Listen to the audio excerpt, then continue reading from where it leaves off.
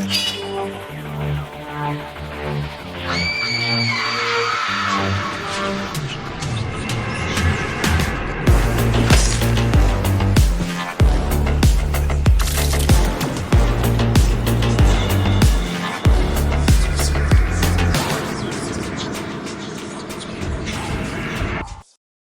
up, guys and ghouls, and welcome to another episode of Fright Mic. I'm Liz. I'm Sam.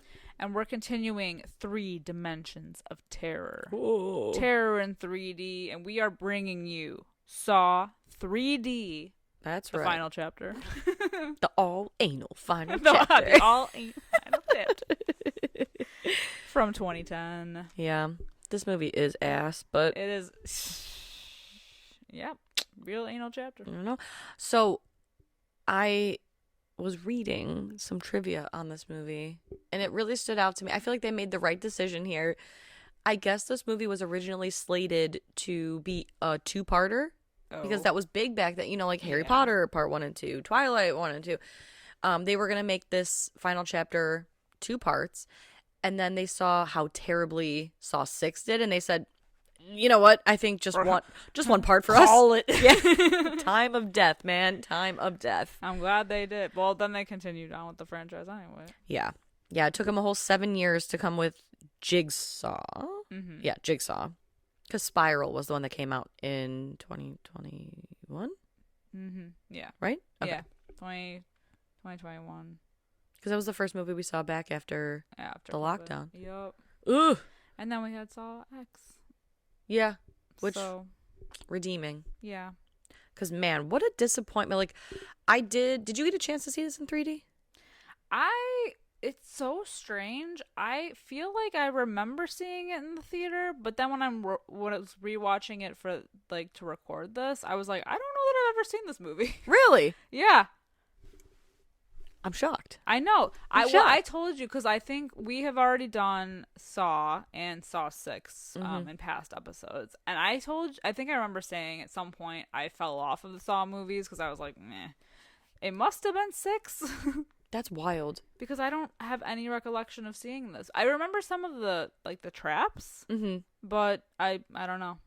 I don't remember, like, I didn't remember the whole storyline with, what's his name? Hoffman being like fucking Jason Voorhees.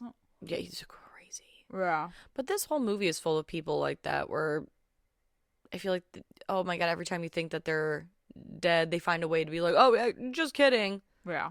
My God. Not really. Yeah. Or they do like the, they were in on it the whole time. Well, right. You know, because that's like the real Saw twist. And the funniest thing is, so watching them all, because I think this series of films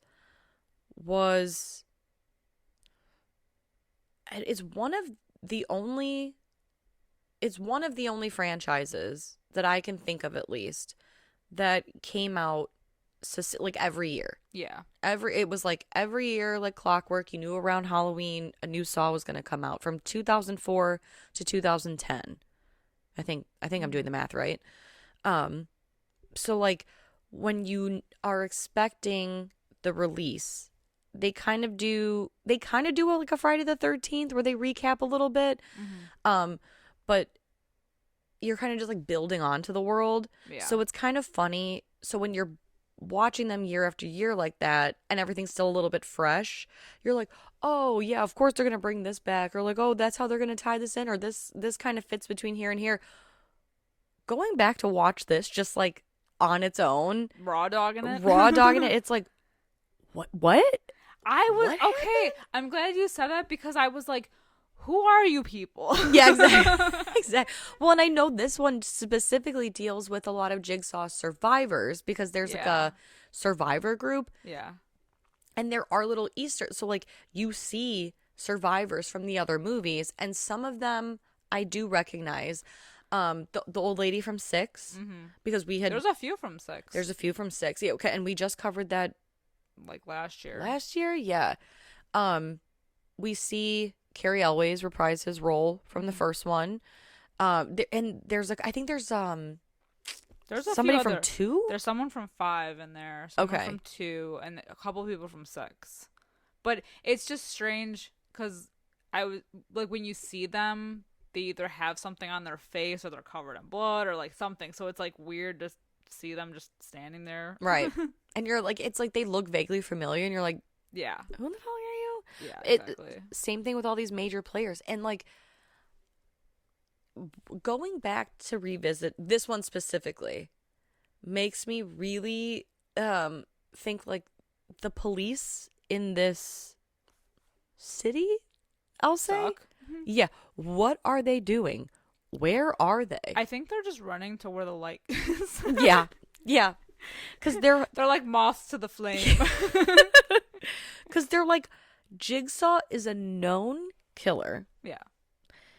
And yet he somehow is able to evade, like, even after John Kramer's death, and these traps are still popping up, they still act just as dumbfounded. How many abandoned factories do you people have to? Yeah. How many are in this town? Why haven't we set up perimeters? Why haven't we set up security? It's amazing how people move. Considering that this movie starts out with a kill set up in public. Oh my God, I know. I'm like, I want to know how he set this up. Same.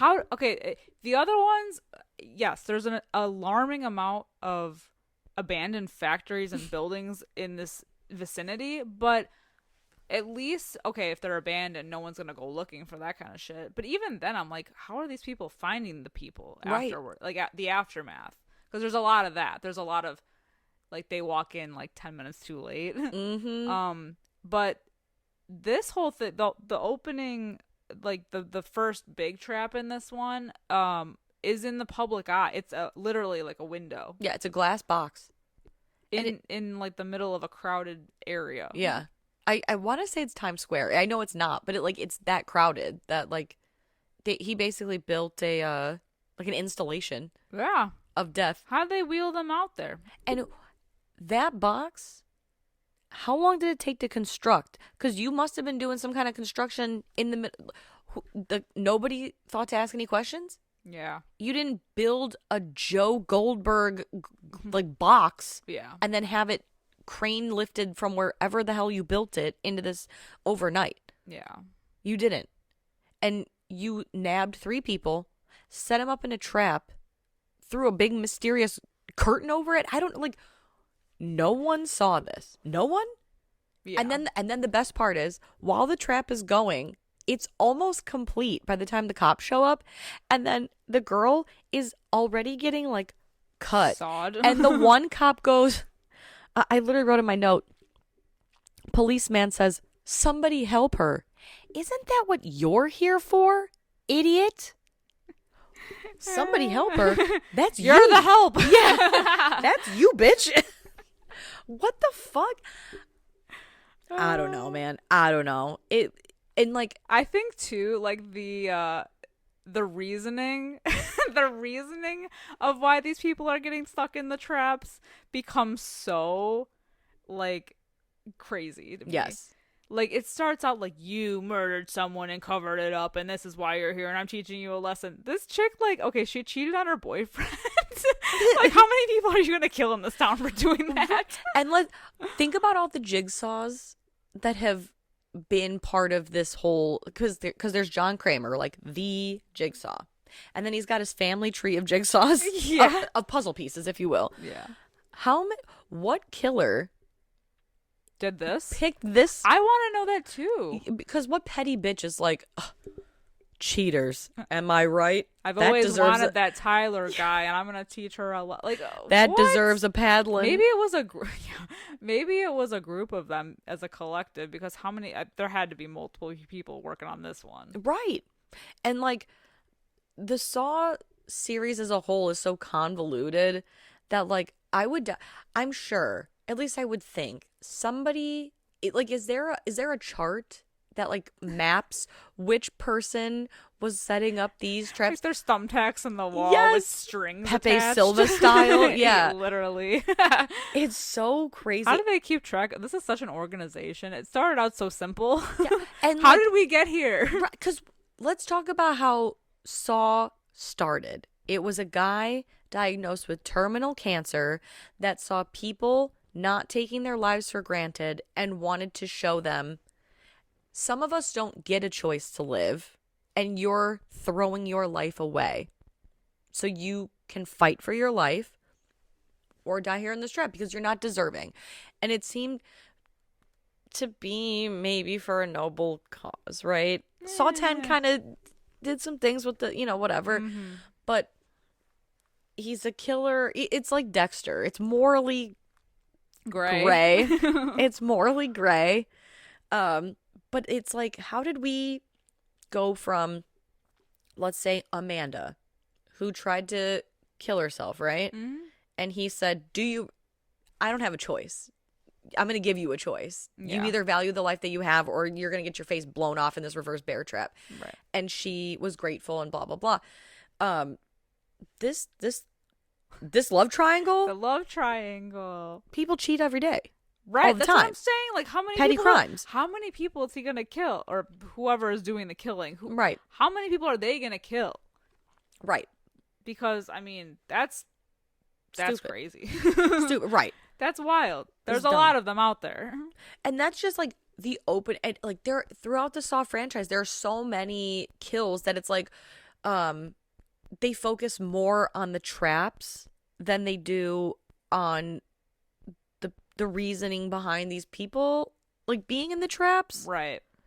So it's just it was all just like fanfare for a while. And there are kills like that in this movie where we have a through storyline. We have kind of two that collide, right? We have because we get this opening kill that really has nothing to do with anything other than that we see the two men who choose to kill this cheating girlfriend. Mm-hmm. We see them appear at the survivors meeting, and then it's rumored that they're the two helpers at the end with Dr. Gordon. Right.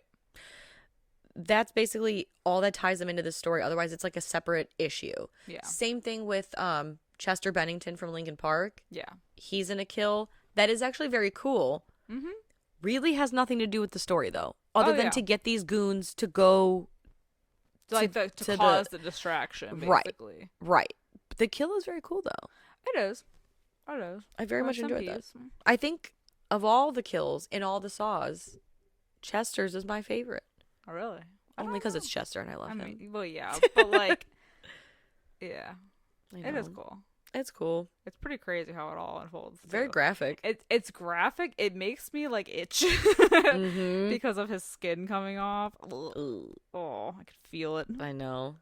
Oh yeah. And maybe it doesn't help that I have sunburn really bad right now. That also makes me feel like my skin is flaying off. But mm-hmm.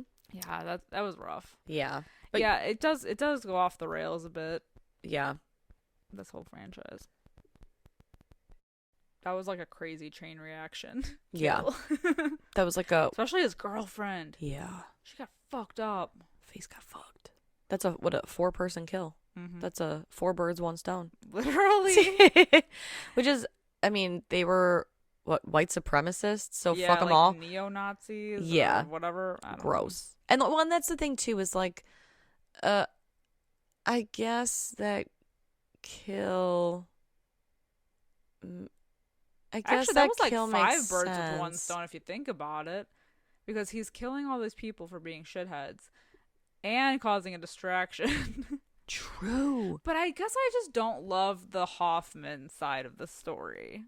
Yeah, because he's such a bitch. Literally, like, oh my god, the way that he in the beginning Jill puts the bear trap on him. He is smart in the way that he gets out of it, mm-hmm. kind of. He jokers himself, but, like, he gets it off. And then he just spends the entire movie going after her specifically. And it's so silly because no matter what because she goes to the cops. Yeah. Right? And she's like, I want immunity, but I know everything about Jigsaw, and I know that Hoffman is behind it. And I'll sign, a sworn affidavit and all this blah, blah, blah, blah, blah. Every move they make is wrong. Like, for example, at one point they move her to a safe house, right? And she goes, are you sure that I'm good safe? here? And he goes, it's safe. It's a safe house. Cut to them getting a DVD from Hoffman that was Immediately. basically hand delivered. Yes. He literally says, it's a safe house. We are safe. Knock, knock, knock on the door. We were just delivered a DVD from Hoffman for Jill. Oh, okay. Did you forget he was an ex-cop? Exactly. He knows where all the safe houses are. These fucking idiots. The Detective Gibson, what a wiener. Yeah, and he reminds me of an ex-manager of ours. Mm-hmm. Do you know who I'm thinking of? Mm-mm. Oh, yeah. It's uncanny. I won't say it out loud here. He may listen. Sociopath? Yes. Oh my God. The cocky attitude. Insane. And so it's the Hoffman and the fact that thing. he's like, you're crazy. You're fucking crazy. I knew the second I saw you, you were crazy. Wow. Really? She's a victim. Yeah, victim blaming. Mm-hmm. Woman shaming. Victim blaming. It's the Hoffman storyline of him going after Jill and these cops trying to protect her while she's also telling them X, Y, and Z, but not really telling them anything. And then it's also this other storyline of Sean Patrick Flannery's character, Bobby Dagan, I think his name is. Bobby Dagan. He wrote a book called Survive, which is an acronym for what I'm not sure. It's a very long acronym. It matters not. Doesn't matter. What matters is he wrote a book based on his first-hand account of surviving a jigsaw trap. Yeah. And we come to find out that after he gives that impassioned speech on a television program about his trap being that he had to insert 2 hooks into his pecs, hoist himself up, and do some, I forget what bullshit. But he really valued his life and his wife was really the one to get him through. We find out he is a liar. Oh, yeah. And has never survived a saw trap. And you want to know how we know that? Because when he wakes up in a saw trap, Billy the puppet says, hey, I know you. You don't know me, though, because we've never met, because you've never been in a trap. And you're a liar, and I'm going to teach you a lesson. And this lesson I understand, because... This lesson, for him, but I strongly feel that his wife really got the brunt of it. For what? She was innocent. a sweetheart. Yes. She supported his lying ass. She married a liar. Justice and the worst part is she didn't know it. Yeah, justice for Joyce. Because she basically got fucking piggied to death. Like, she got cooked. Yep. Cooked alive. Mm-hmm. My God. That is a death I don't understand. Oh. Because usually the people in these traps, minus Saw 6, because they had that older lady who just was like, what, diabetic? Yeah. Her biggest sin is being diabetic. I don't remember. Yeah. I can't remember now, but and this, speaking of, this is I think the only Saw movie in the whole franchise. Maybe I'm wrong, but I think it's the only movie where the person being put to like a big test where they have a chance to save people, he saves none of them. He is the worst at trying to get people up because basically they have his entire team that helped him craft this whole lie. His lawyer, his PR person in the trap, and they get really brutal traps too. Yeah, all for his lying ass. And even still, the fact that he's a liar and they're all complicit, whatever. But it's his PR person, the first lady. First lady, yeah. She has a fish hook with a key attached to line down in her stomach, and he has to pull it out. Oh. And she's attached to a machine where it's got these like noise catching or whatever with the little pipes that could drill into her head, and she can't make any noise while he yeets this thing out of her throat. Because anything above like the decibel of a whisper triggers these things to move even faster than like the timer that they're on. Because what is it, like a 60-second timer or something? Yeah, I don't remember. But he gets the key out, but he fumbles the lock. And so it pierces her throat, kills her, and then he has the nerve to tell this dead woman that he killed. Oh, why wouldn't you just shut up? Wow. Why wouldn't you just shut up? Right, why don't you just... Bobby? What a dick. He's such a dick. He's the worst. And I love Sean Patrick Flannery. I love him because he's like, there was a movie called Nefarious that, and I think it's on Tubi still for anyone listening to this that wants to like check it out. I think it's on Tubi. He plays a killer in it who claims to be possessed. Ironic. He's such a fucking good actor. He acts his dick off. I love him. And the fact that I hate him so much in this movie. Oh, what a piece of shit. I also just want to mention, because I feel like I'm going to forget this, that the entire look of this movie, it looks cheap. Yes. Like, it literally, I don't know what filter they got going on this one, because this is Saw 7. We're 7 movies in. Why does this movie look like trash? Yeah. And for reference, Twilight, the first Twilight movie that came out in 2007, by the time this movie came out, I'm talking big budget, baby. I'm talking, what an advancement. Saw, the original, came out in 2004, had that like green, blue, you know, that filter they all loved, which is fine. Yeah, because that was the time. And it was like it's the first of it didn't know it was going to be a franchise. It's the first of its, whatever. And I think the grainy look of Saw helped it. Yeah. This just looked like a bad like soap opera. Yeah. Maybe it's shit. Yeah. This is dog shit. Yeah, it looked awful. The special effects, not great. Not so great. No. Oh man. It's so disappointing. And Jill at one point has a dream, which I think it's the only Saw movie to feature a dream kill. Oh yeah, the dream sequence. Yeah, it's which is so random. Yeah, it's so. She has like random. a nightmare of Hoffman killing her with this like, I don't even know what it is. It looks the like pain train. Yeah, it looks like a train car with a spike on it or something. Spike on it that goes through her, and she's like tied, obliterated. Yeah, she's obliterated. And he says, the worst thing about killing you, Jill, I only get to do it once. Which is funny because in the movie she dies twice. That's true. And I want to talk about it.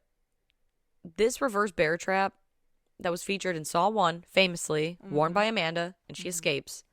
And then it's thrown on Hoffman at the end of 6, and then he escapes it, and then it's left in a bathroom at the junkyard after Chester's kill. And all the cops are there doing a terrible job at whatever the fuck they're supposed to be doing. There's a note on this mirror that says something to the what's his face? I wrote it down. Hold on. Gibson. Yeah, it says like something about, I don't know. You'll open your see, eyes, jackass. Yeah, you'll see soon. Yeah, exactly. And the bear trap, the reverse bear trap helmet, headgear. You want a piece of this asshole? Eat shit, asshole. Eat shit, bitch. No, that's not what it was. I don't know what it was. It was something to that effect. Yeah. Like, soon you'll see. It ends up on Jill at the end of the movie. By the end of it, I'm like, baby, it's lost its potency. Yeah. Stop showing me this thing. Yeah, we're over it. It's crusted. It's dusty. I hate it. She's rusty. She's old. Like, you come up with the most elaborate shit. You keep toting around this fucking headgear? Bear trap? Yes, I'm over it. Ugh.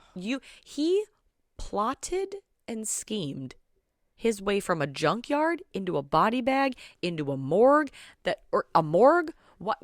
First of all, she's in the jail, right? Right. What's a body bag doing at a jail?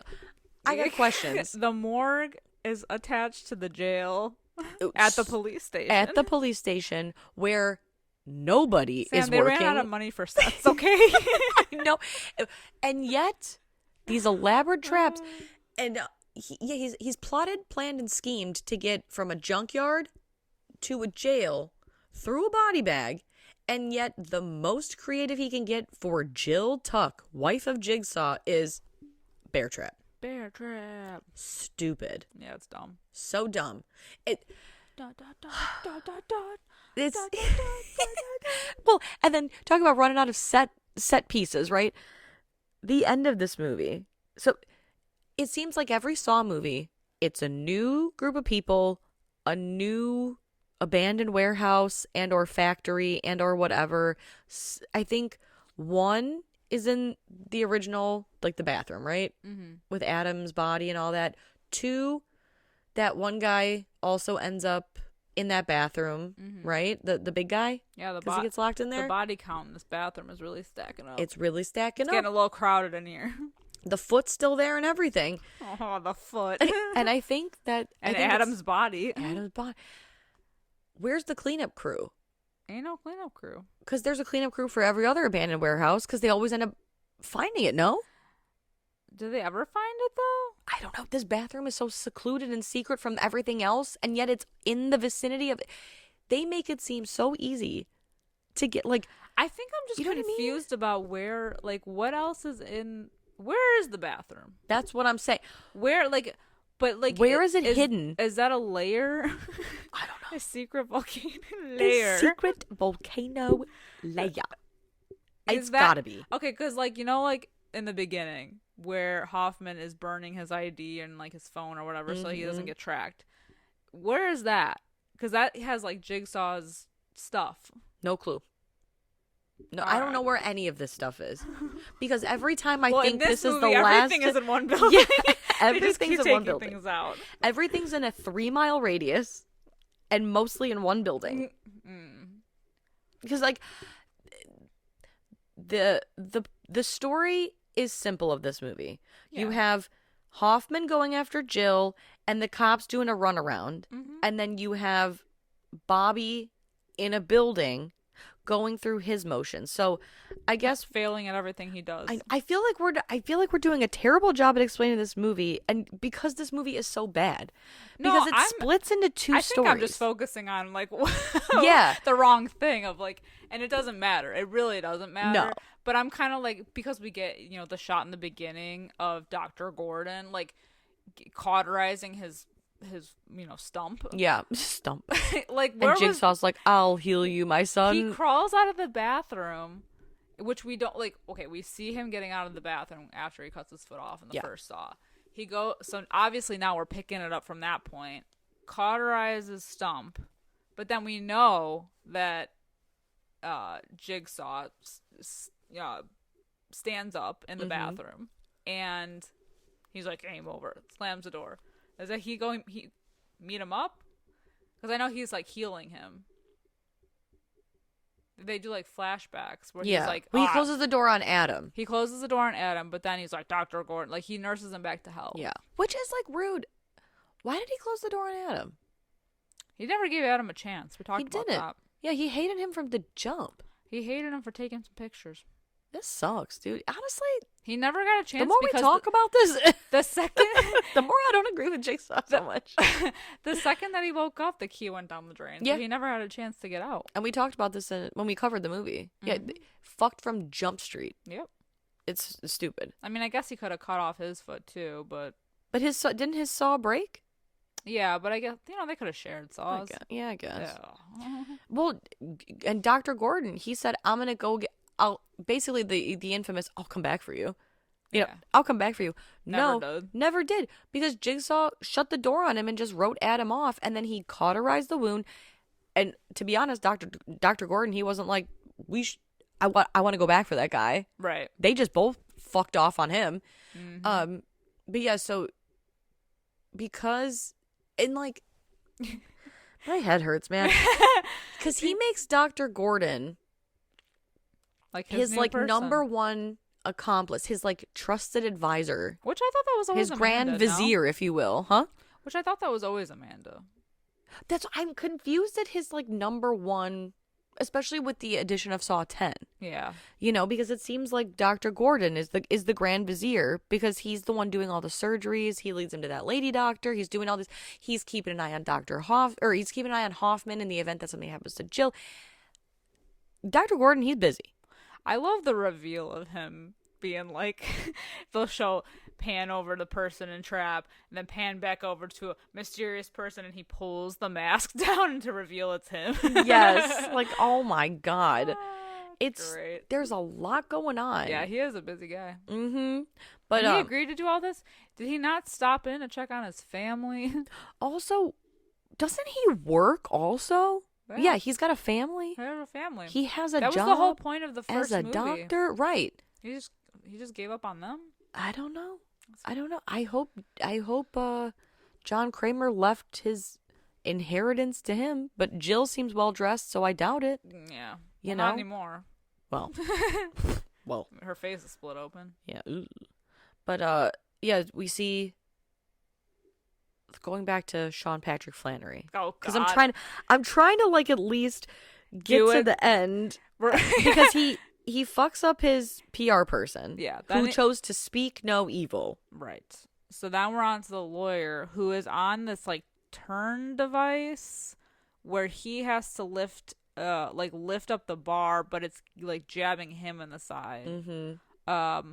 Otherwise it's gonna like fall forward and she's gonna get impaled through the eyes, which she does because he fucks it up too. Yeah, because she as a lawyer took an ethics oath, right? Yeah. And yet she chose to see no evil. Yeah.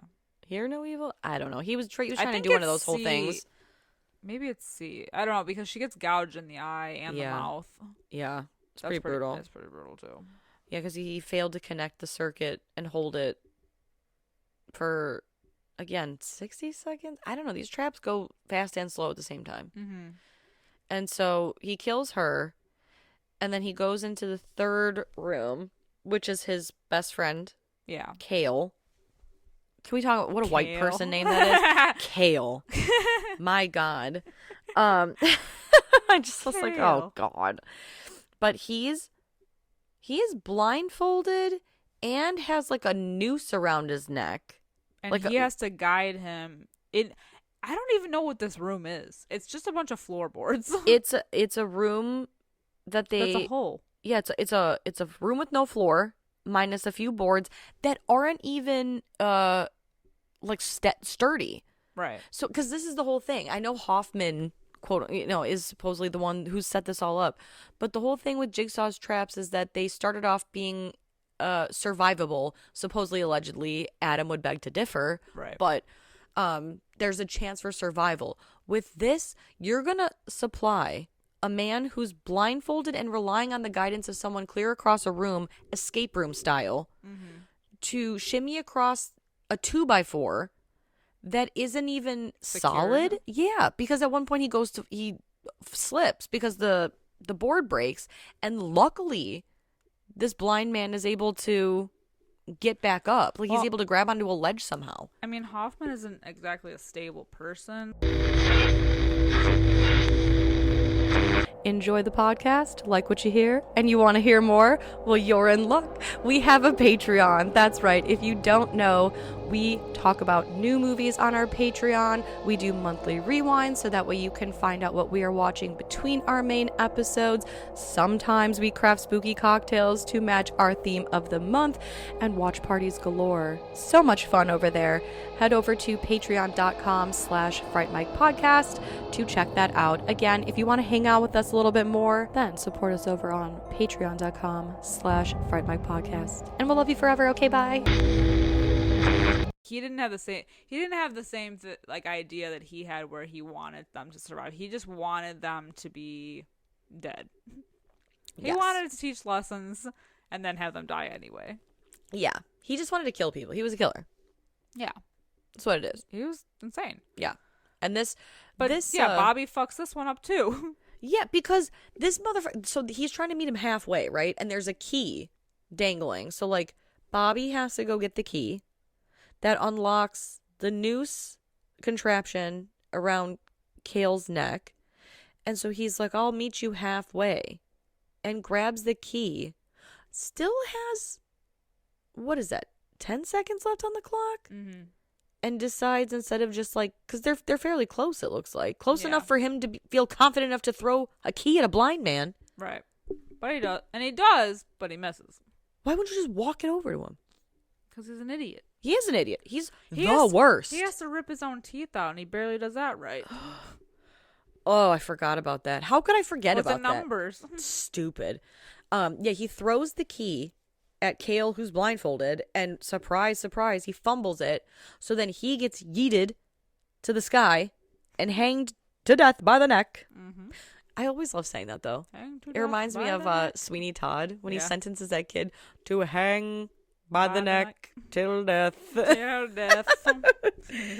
Very specific. Very specific. And then, he's like, clarify. I just love that after every one of these traps, too, minus where he tried to victim blame the woman, where he's like, you idiot, you bitch. Oh, you should have just shut up. He's so whiny, though. Yeah, and then he just sits there staring at him like, well, I did everything I could. I did. Yeah. I couldn't have done anything different. And then he's almost to his wife. They can see each other on the screen because there's a screen, of course. Jigsaw loves a film. Loves camera. And he's like, you're so close to the end goal of getting to your wife. But before that, you must extract your 2 back teeth. Because I've taken the liberty of etching numbers in your teeth. And you have to pull them out in this order. Listen. I'm so tired because I'm sick and tired. When he pulls the teeth out, the numbers are etched perfectly legible. Which is wild. Teeth are so small. I know. Teeth are so small. Who's back there doing that? How do you even do that? You can't do that. Yeah. You can't do that. And on top of it, if I wanted to believe you could do that, the numbers are etched on the root of the tooth, which you could not access unless you pull it. Hoffman works in mysterious ways. Apparently, it was easier to deal with in Saw 2 when they had it on the back of their neck. That's believable. Or like an ear. Yeah, the ear. Cut your ear off. Or like you got me believing Hoffman's working with the tooth fairy now? Yep. Anything is possible in this franchise. Anything is possible. Anything. You just believe. Through Jigsaw, anything is possible. Jot that down. Jot that down. Crazy. And then the craziest thing of all, he gets to his wife, but baby, it ain't over. Oh. It's not over because they're like, well. I love, too, that he comes into the room and he's like, I'm going to get you out of here. She's like, I knew you would. And then the cage with Billy, the doll, comes crashing through. They're like, literally, what the hell was that? And who released it? What the hell was even that? Oh my God. Who released that? The theatrics. This is like a shit show. This is like a haunted house. It is. Liz, I literally thought that when I was watching this earlier because he's following that like red line, the pattern. House of Horrors. Yes. And so what Hollywood ass like Universal Studios backlot? What is it, Halloween Horror Nights? It's like when it's crazy. It's like in every movie like from the 80s, like every horror movie from the 80s where the body just like falls from the ceiling. Goes crashing through a window. Like what? And for what? Who's pushing these bodies?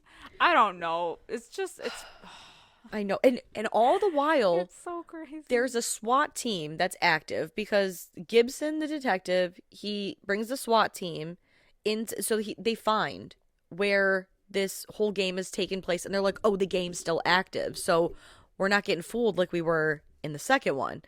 But the way that they're like, oh, the game is active, but we're going to get rid of these people is that for some reason Gibson gets a call, answers it, even though they're on an active case, like literally in the crime scene. An active crime scene. He answers his phone and he leaves because the girl's like, the DVD that we received is coming from the junkyard. And he decides, I'm going to take care of this right now instead of I'm already here. He leaves the fucking building. What? It. And so then he goes off. The SWAT team gets gassed. So that takes care of that problem. He's got it all figured out, man. Yeah, he knows exactly what he's doing.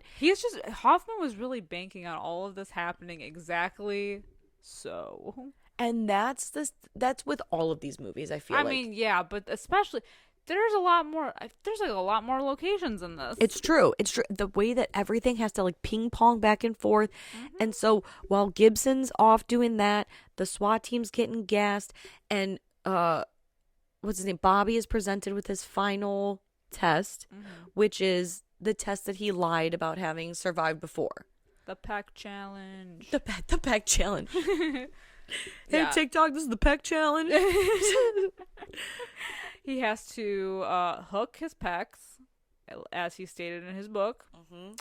And if it rings true, then his wife is saved. Yeah, because he's got to like connect that plug, right? He's got to climb. Yeah, he's got to get that loose wire.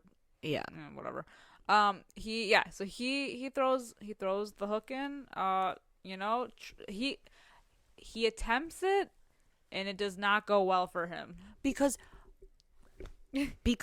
can you believe the consequences of our own actions? Well, they catch up to us. Consequences of my own actions. Because he climbs the rope or the chain or whatever, gets to the thing he's supposed to connect, but because he had already had scar tissue there from faking the injury. Ooh. The hooks, you idiot. they rip through his pecs and he falls. And I think he falls with like 13 seconds. It's like something where it's not going to happen. Oh. And it's the way that thing shuts is so aggressive. Yeah. Game over. So crazy. Yeah, she drops down a few inches. And then this cage closes around her and in the front of her. And it kind of looks like an airplane or a pig. Yeah. Like, I don't know, but it cooks her alive. So brutal for a woman who married. Like a brazen bull. Yeah. Yeah. Which was a real torture method. Yeah. If anyone other than me saw Immortals with Henry Cavill, woof. Yes. They have one of those brazen bulls in it. Oh yeah. That just sounds awful. It's awful. But the guy, oh my god, the bad guy in it. Why can't I think of his name? Doesn't matter. We get that he uses POV one of those. shot inside the brazen bull too. Yeah. She's melty.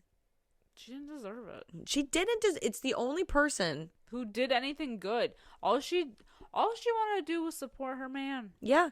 That lying piece of shit. I know. Good for nothing. Literally Loser. good for nothing. Good for nothing at all. Got so many people killed for. I can't remember, how does he die? Bobby? Yeah. He doesn't. They never revisit that? I'm not crazy? I don't think so. What the fuck is with that? So after all that, this piece of shit lives. But does he I guess no one knows, he's stuck in there? Or he just gets to leave? He just gets to walk out. That's insane. I know. That's insane. I don't even understand. Yep. We literally just had to double check our notes on that because it's like, wait, no, they never. The writer said, "I think we're done here." I feel like whoever, one of the writers of this movie must have just gotten over a nasty breakup and was really, really mad at the whoever the woman was because there's a lot of women violence. I mean, there's a lot of violence anyway toward men too, but yeah. I feel like the women get the really bad ones. It's true because we get the cheating hussy sawed in half. Mm-hmm. Jill gets 2 deaths. Jill got twice. Mm-hmm. Because here we are now, with Bobby just having watched his wife be cooked to death. We see Hoffman, and he gets Jill. Reverse bear traps her. She's actually dead. We see her tongue, and everything, just dangling. Right now. And then he sets fire to all his things. Cue Adele. Set fire. And then as he's leaving his little bunker that's aflame, he gets nabbed by 3 little pigs. And we are shown basically that Dr. Gordon has kept a close eye on him. And he's just following John Kramer's orders. Should anything happen to Jill, go after Hoffman. It's just... So he does. How many times can I say I'm tired in an episode? And, he gets Hoffman by throwing him in a place that John Kramer described to him as a place with special meaning. Oblivion. Yeah. It's the bathroom. It's the bathroom with the rotted foot. the rotted foot and the rotted atom. Yep. And then the guy on the floor who I think is the guy from Saw 2. unless it's Zed from the first one, who I think also gets killed in that room because Adam hits him with the toilet lid. Oh, yeah. So where's he at? Zep? Zep. Did I say Zed? Yeah. Zep. That's fine. Yeah, Zep. He's Zed, though. He is. Zed's dead, baby. Yeah, and then he chains Hoffman to near Adam's body. Yeah. In Same the bathtub. vicinity. Yeah.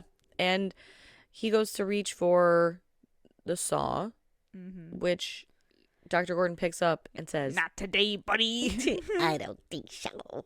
And then he whips it out of the room, which in 3D looks like it's coming right at you. 3D. I think it's amazing that they did this one in 3D, and yet they didn't really do a ton with the 3D. I was gonna say there's no like memorable 3D moment other than I guess maybe that train car like popping through the screen. The eyes kill of the lawyer. Yeah, I remember that being pretty cool.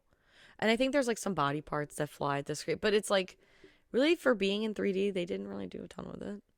Was which is Chester fine in 3D when he got like when he flew through the window? Ugh. Yeah. So that's Saw 3D.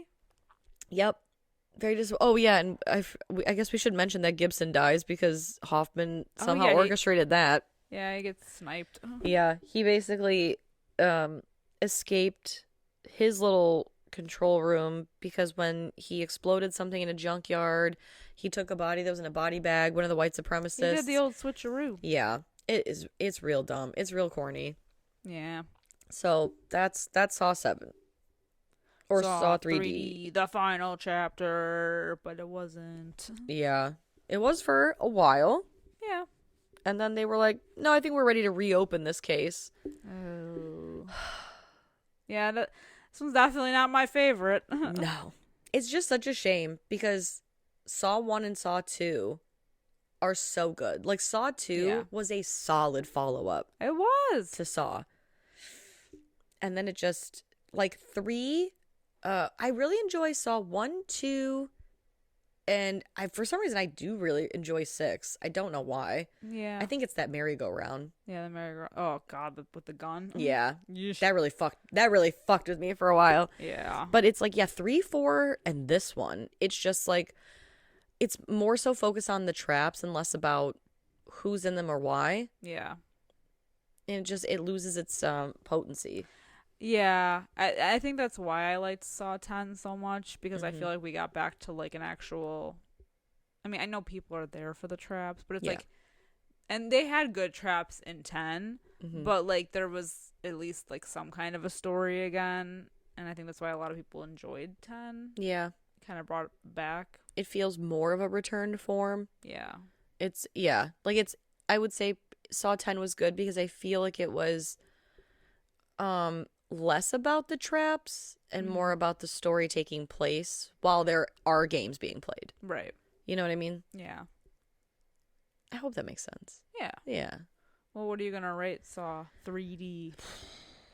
I'm going to give it a I'm gonna give it like a 2. 2 out of 5. A 2 out of 5. I was also gonna give it a 2 out of 5. I'm giving it the Chester Bennington bump. That's exactly. Oh man, and he looks so good. Rest in peace. Yeah. I still can't believe that.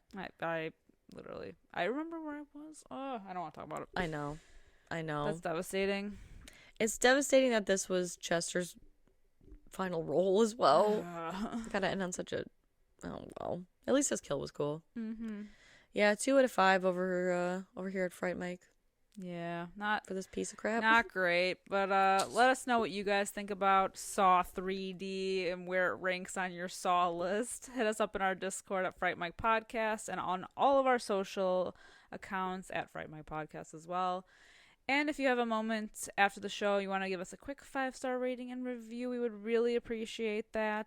Thank you for listening. And until next time, I'm Liz. I'm Sam. Rest in peace.